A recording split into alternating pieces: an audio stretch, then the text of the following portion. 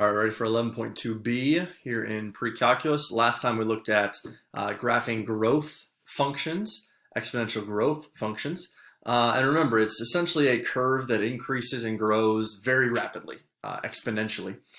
We said, obviously, you can sketch them. We looked at the transformations all last time. But you could also make a table. So if you're not quite sure, again, the tricky part with sketching them is where is the asymptote. So if you're not quite sure how to sketch them with the asymptote, you can just make a table. Today, we will review how to sketch them, but we will do so with decay functions. So 11.2b, and just one point that we will look at, so it shouldn't be too long. And what happens, or what's the main difference if you now have an exponential decay function?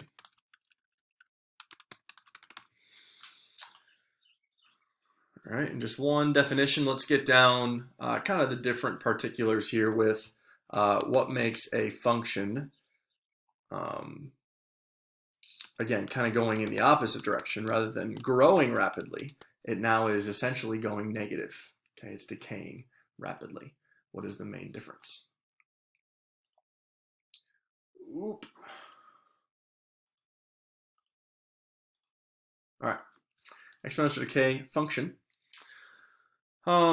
Really, it's the same lineup where you have y or f of x equals b, and then the exponent is going to be your unknown or your variable. All right, except that when you have this equation, what makes it decay, you could say, is where 0 is less than b less than 1. So in other words, the number, really the only difference between growth and decay is that the number now, rather than being like a 3 to the x or 4 to the x, is now 1/3 to the x or 1/2 to the x. So it's a fraction. It's between 0 and 1. All right, so we'll put that in there. After, you can write that down. Again, this doesn't come up in red, I don't think, but you can write this down as part of your definition. And so essentially this fraction, right, it graphs a curve that decreases from left to right. It's going to cross the y-axis, again, same spot, at 0, 1, and never touches the x-axis. Okay, if we had to throw up a little example of it as far as in equation form, y equals parentheses 1/3 to the x power. So again, a decay function is going to be very similar. It's just going to have your main number there be a fraction rather than a number greater than 1. Okay, remember, if it's negative, then it just flips it. So there's nothing really, there's just two types, growth and decay, and it's all the positive numbers. If it's negative, it just flips it. All right, let's throw in here one more statement here. The same transformations apply. So you do it the exact same way as what we did in 11.2a. And so we'll review that here in a minute. But the same transformations are going to apply. Okay, exponential decay function. Let's look at one here.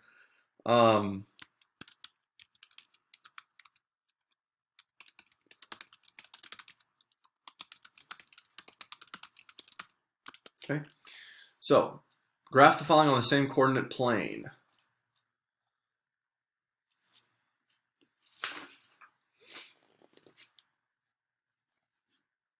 Okay.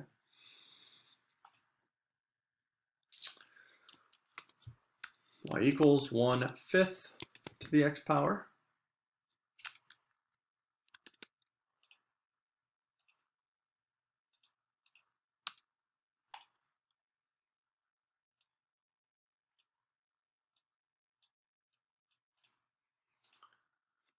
Y equals 6 times 1/5 to the x power.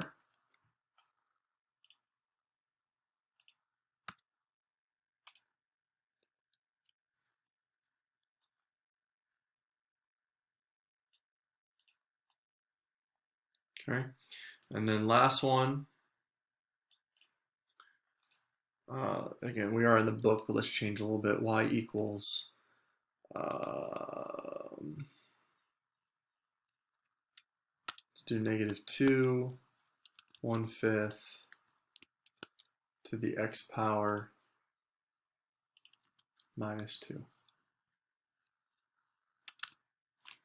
Okay. So again, taking these kind of from the book, but we changed that last one a little bit just to try to see if we can make it a little different. Okay. So again, let's do these in 3 different colors.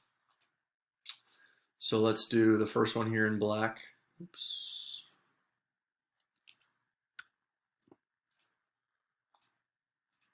All right, first one in black. Next one in purple. You may not have purple, but you can just do it in different colors, fine. And last one in blue. Let's do red, we'll make our graph blue.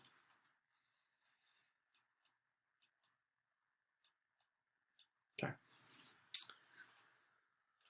Okay, so graph the following on the same coordinate plane.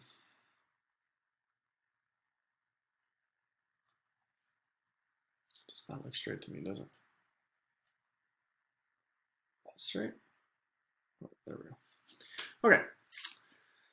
All right, so the first one in black here, y equals 1/5 x. So all that's going to do, it's still going to cross at 0, 1, except now rather than growing, it's just going to decay. So essentially everything's just backwards. All right, think real quick for a minute. Careful not to touch the x-axis there. Got a little close. Think for a minute if we did a table. All right, if we tested a 1, 1/5 to the 1 power is 1/5, so it's somewhere in here. Okay, it's coming down.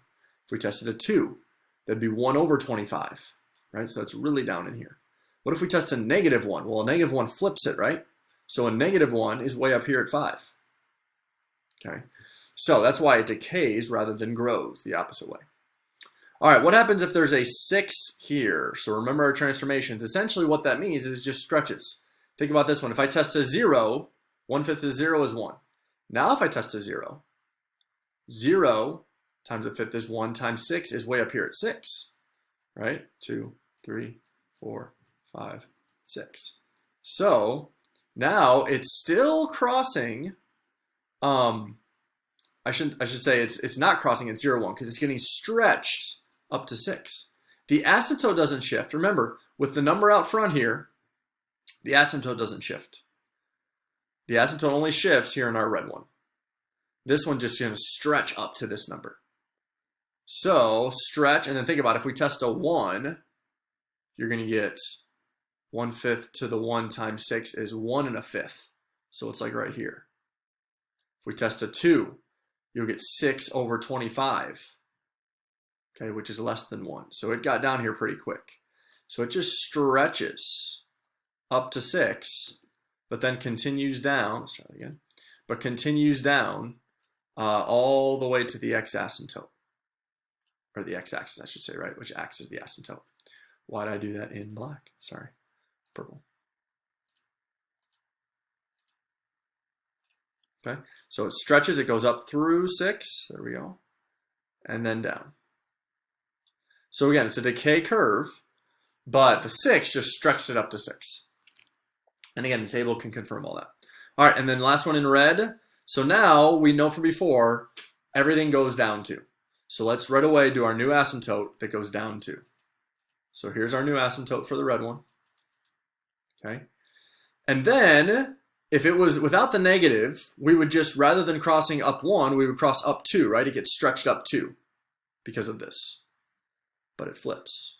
So rather than crossing here, like this, or excuse me, let's see, it would be like this, right? Flipped. It now gets stretched to 2. So think about it. If I was graphing it like this, and sometimes when I flip it, I go backwards in my mind. So you got to kind of rethink, okay, if I graphed it normal, it would be like this. So that means if I mirror it, this side is the close side, right? And it goes like this. So it goes down 2, flipped, and then gets stretched up to 2 from the asymptote. So it looks something like that.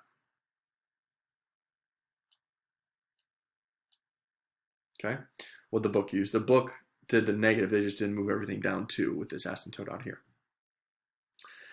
And again, you could make a table, but essentially it just, again, stretches if it's a number out front, flips if it's negative, and then don't forget about this part. I think that's the tricky part because these asymptotes get tricky. So if there's something there, it moves the asymptote, whatever that value is. It moves the whole thing up and down, okay, with the asymptote. Okay, that is it. Graphing, again, this was kind of the first lesson was longer because we had to really get through all the transformations. If you have a question on these, okay, let me know, reach out, comment, or email me. But essentially, again, graph a table if you're not sure. And just, again, a sketch of either a growth or decay curve. There may be some inequalities on the homework, but just do dotted or solid and shade, right? You either shade on the inside or you shade on the outside of these graphs, limited by the asymptote, right? So if I shade this way, I would shade at the asymptote right here. Wouldn't go everywhere. But that would be the only other thing on the homework. All right, 11.2b, exponential functions decay.